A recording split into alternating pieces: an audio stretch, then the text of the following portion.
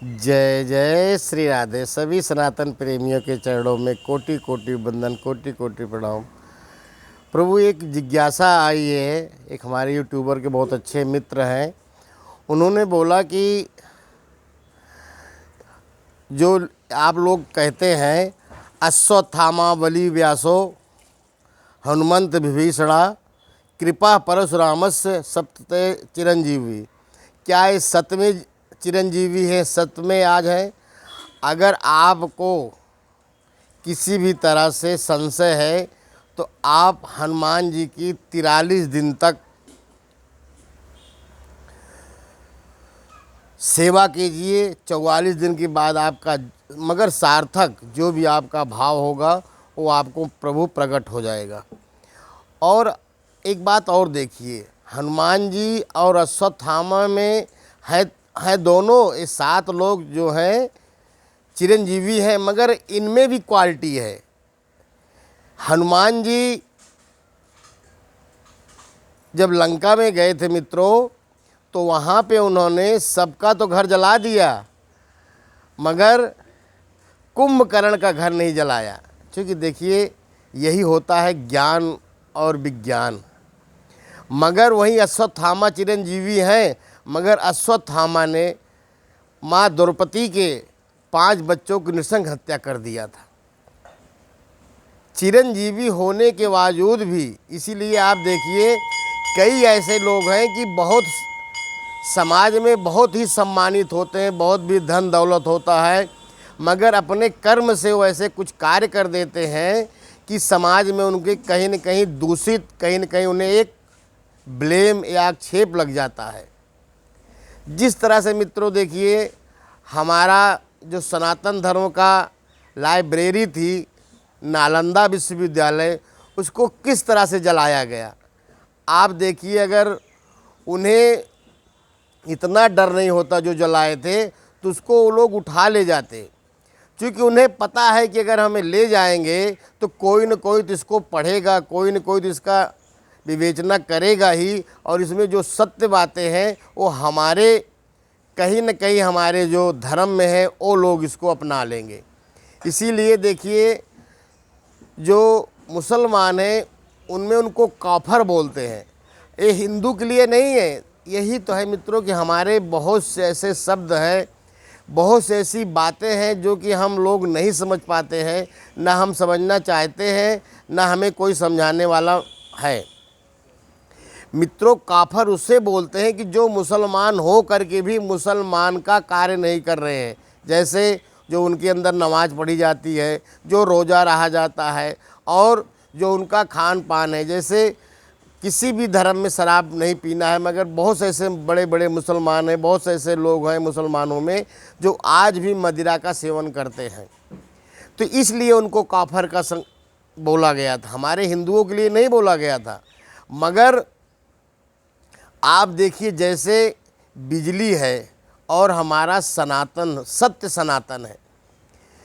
बिजली आपको कई तरह से पैदा होती है, गंदे पानी से, साफ पानी से, मगर जो हमारी बिजली है ना, इसे जो है आप और कहीं प्रयोग नहीं कर सकते हो। ये वहीं आप पे प्रयोग करोगे जब आपकी बल्ब सही होगी।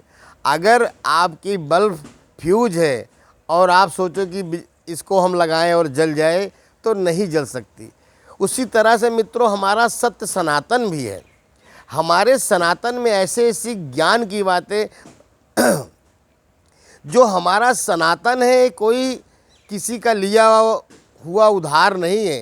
ये हमारे साक्षात भगवत गीता में भगवान विष्णु ने एक चीज़ हमें बोली है, उसी का सार है। जैसे आप लोग शिक्षा ले रहे हैं, पढ़ते हैं, तो आता है कभी कभी प्रश्न उत्तरों में कि आप इसका सार लिखिए। तो हमारा जो सनातन धर्म है सार है, कोई मजाक नहीं है। इसीलिए देखिए, नालंदा विश्वविद्यालय के जो हमारी इतनी ज्ञान की पुस्तकें थी उसको जला दिया गया। और मित्रों, किसी को भी, चाहे आज हो चाहे पहले पुरातन में था, अगर किसी चीज़ को नष्ट करना है तो पहले उसके नए सिरे से शुरू करते हैं। जैसे हमारा छोटा बच्चा है, उसे हम जिस रूप में हम कार्य करेंगे वो बच्चा हमारा देखता जाएगा। अगर हम जो भी गलत कार्य कर रहे हैं तो गलत देखेगा, अच्छा कर रहे हैं तो अच्छा करेगा। इसी तरह से सबसे पहले उन्होंने सोचा कि हिंदुओं का, सनातनियों का कैसे धर्म से विमुख किया जाए। सबसे पहले उन्होंने हमारी शाखा को काटा। हमारे सनातन धर्म को जो ज्ञान है, जैसे हमारे यहाँ पूजा है, बहुत ऐसी चीज़ें हैं जो कि उससे हमारे जो आने वाली पीढ़ी है उसको विमुख किया जाए। इसीलिए उन्होंने उसको जला दिया, लेके नहीं गए। जबकि और इसके पहले जो आक्रमणकारी थे वो लोग हमारी बहुत से ऐसे पुस्तकें ले गए, क्योंकि उनको पता था कि इसमें बहुत कुछ है। जैसे आप कोई चीज़ चुरा लें, आप चुरा के तो रखेंगे, घर में ही रखेंगे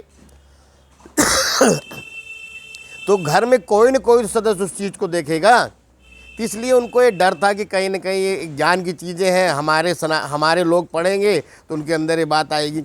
इसीलिए देखिए सब चीज़ का मित्रों रिसर्च हुआ है, मगर कहीं न कहीं ना बाइबल का रिसर्च हुआ है, ना इनका क्या कहते हैं कुरान का रिसर्च हुआ। क्योंकि देखिए हर चीज़ में कहीं न कहीं कुछ न कुछ दिक्कतें हैं। आप देखिए हमारी भगवत गीता को कितने लोगों ने लिखा। अड़गनानंद जी ने लिखा, कितने महात्मा गांधी ने लिखा, तिलक ने लिखा, मगर उन्होंने सब अपने अपने विचार लिखे हैं। क्योंकि हर आदमी के एक विचार होता है। अगर आपके घर में 4 लोग हैं तो उनके चारों का विचार होगा। ऐसा नहीं कोई आपके विरोध में है, मगर उनका अपना एक विचार होता है। उसी तरह से मित्रों हमारे सनातन धर्म में इतनी गूढ़ बातें थी, इतना हमारे आने वाली जो पीढ़ी थी, आने वाले जो लोग थे, उनके विषय में बहुत कुछ ऐसे दिया गया था। इसलिए क्या कहते हैं, उन्होंने सबसे पहले उसको नष्ट किया कि अगर हम इसको नष्ट कर देंगे तो ये लोग कुछ कर नहीं पाएंगे और आराम से जो है हम अपना। इसीलिए मैकाले ने सबसे पहले हमारी शिक्षा को नष्ट किया। मित्रों आज के युग में या पहले भी आप देखिए, जो घर आप देखिए डॉक्टर भीमराव अंबेडकर जी ने शिक्षा का क्यों इतना बल दिया है। उन्होंने भले उनको लोग कहीं न कहीं शिक्षा से दूर रखा, मगर उन्होंने शिक्षा को कभी छोड़ा नहीं। और आप देखिए ज्ञानी पुरुष जो होता है ना वो किसी की बुराई नहीं करता। कई ऐसे लोग थे जो उनको सताए थे, मगर उन्होंने जो संविधान में लिखा है, संविधान तो मुझे पूरा नहीं पता है, मगर जो उसका सार है मित्रों, उन्होंने शिक्षा पे बहुत बड़ा जोर दिया है कि हर कोई शिक्षित होगा तभी ये हमारा देश, हमारा समाज समृद्ध होगा।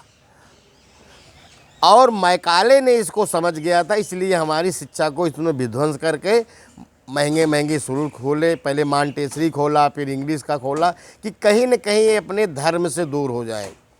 और आज आप देखिए हमारी शिक्षा का ये हालात हो गया है कि हम अपने धर्म के विषय में कुछ बोल नहीं सकते।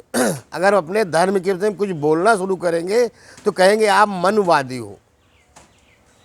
तो मित्रों आप लोग संशय मत कीजिए। ये जो मैंने श्लोक पढ़ा है, आज भी इस कलिकाल में भी 7 लोग सत्यजीवी हैं। इसी से हमारा सनातन धर्म चल रहा है। इसी के साथ मैं अपनी वाणी को विराम देते हुए सभी सनातन प्रेमियों के चरणों में कोटि कोटि वंदन, कोटि कोटि प्रणाम।